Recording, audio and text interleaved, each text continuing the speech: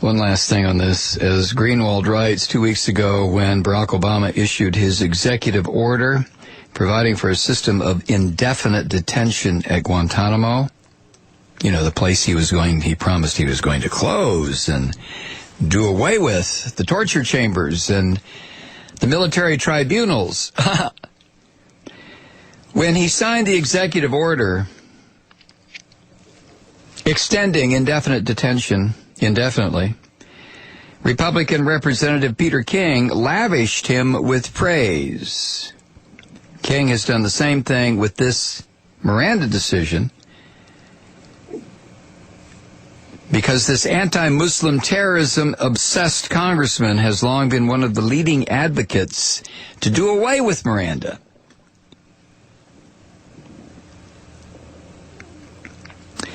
And as Greenwald points out, it is becoming standard operating procedure now that in the national security and terrorism areas, Obama's most vocal cheerleaders are found on the Bush-following right. Do you hear any progressives or liberals who are clear-thinking? Because some of them are becoming mush-brained. But do you hear any applause about this? Do you hear civil libertarians say, hey, way to go! Way to go, Barack! Yeah! Screw that Miranda thing. That's been a real irritation now. Yeah, go. Do you hear that on the progressive left? Do you hear any liberals? Do you hear anybody? I'd like to know what the progressives in media who still support Obama, what they have to say about this.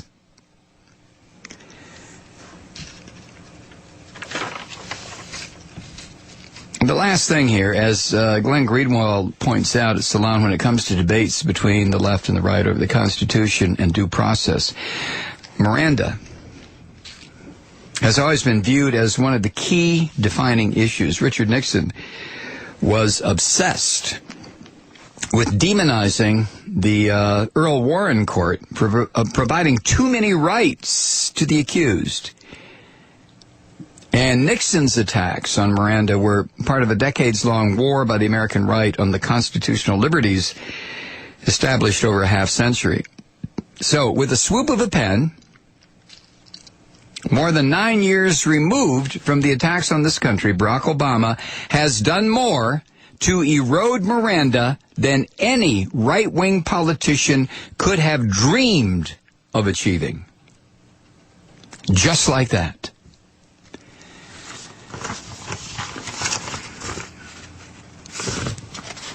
So, for the people who write to me and get their bloomers in a wad because I have become completely and totally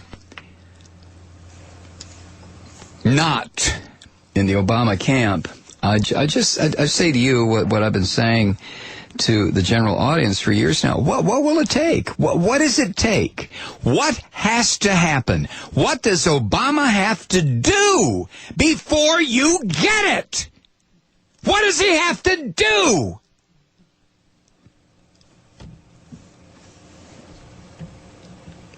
Or is there nothing?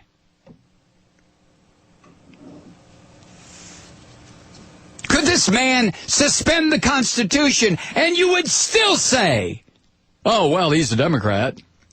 Oh, well, I got to vote for him again because, there are going to be some vacancies on the Supreme Court, and we have to have somebody like Barack Obama making appointments. Oh, do you really? Okay. Then go ahead, chump. But let me remind you, I doubt if I need to remind you this, but one of the classic definitions of insanity, mental illness, is doing the same thing over and over again, and each time expecting a different outcome. So,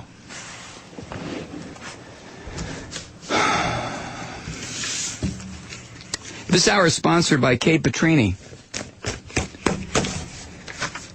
our education affairs correspondent. Her message: in loving memory of my wonderful mother-in-law, Rita Petrini. Rita raised 6 children, showed her love through her incredible Italian cooking and baking, and remained an FDR Democrat to the end. We love you and miss you every day, Rita. Jim and Kay. Thanks for the sponsorship, Kay.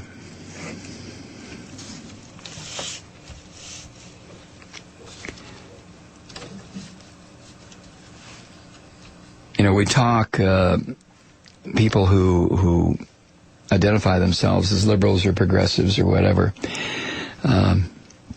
in whatever forum we happen to have, if it's blogging or online radio or over-the-air radio or satellite radio or a magazine, whatever it is, the people who identify themselves as progressives or liberals or what have you,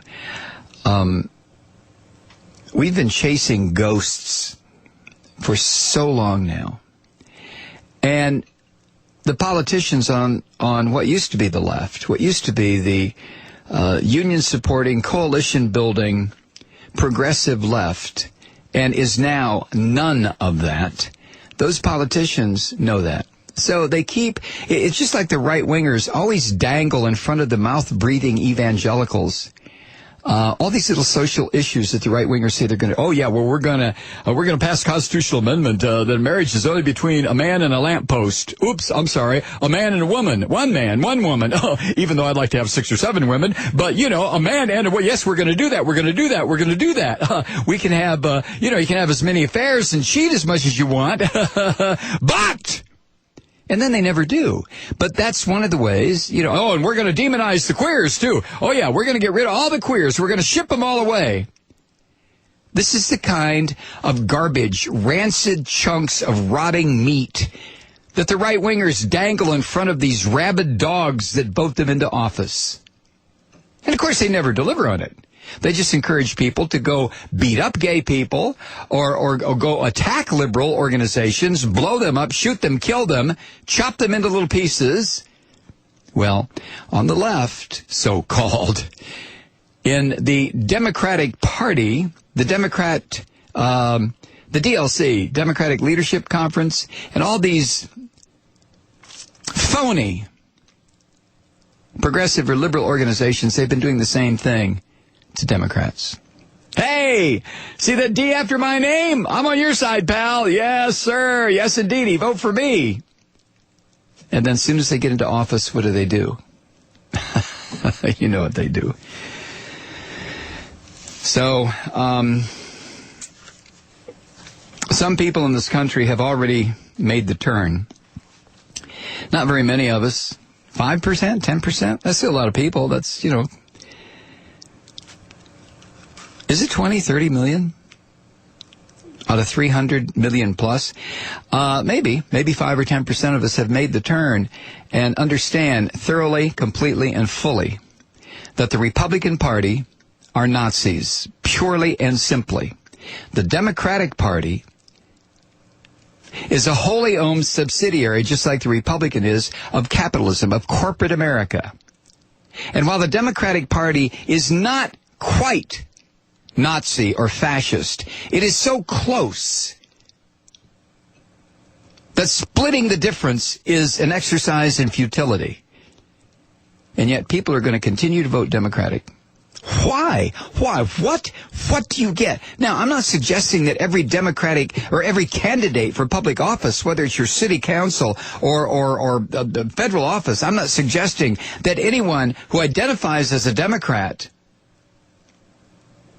is necessarily part of the problem. I'm saying there are some people who are running on the Democratic Party platform because they're too afraid to try as an independent.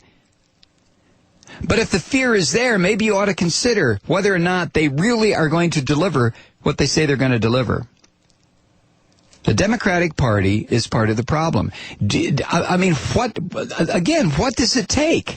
The Democratic Party, the leadership in Congress, for 8 goddamn years sat there.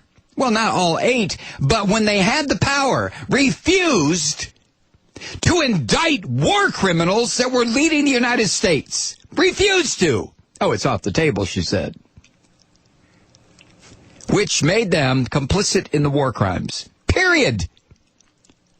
You got a different take on that? You think Nancy Pelosi, do you think somebody, there is law, settled law. You can be an accessory after the fact of a hideous crime if you just withhold evidence. What did Pelosi do? No, it's not an attack on Pelosi. I don't give a tinker's damn about Pelosi or any of these national Democrats, except insofar as they are assisting in the destruction of our system, our society, our country. And it's happening right before our eyes. And I just wonder sometimes, what's it going to take?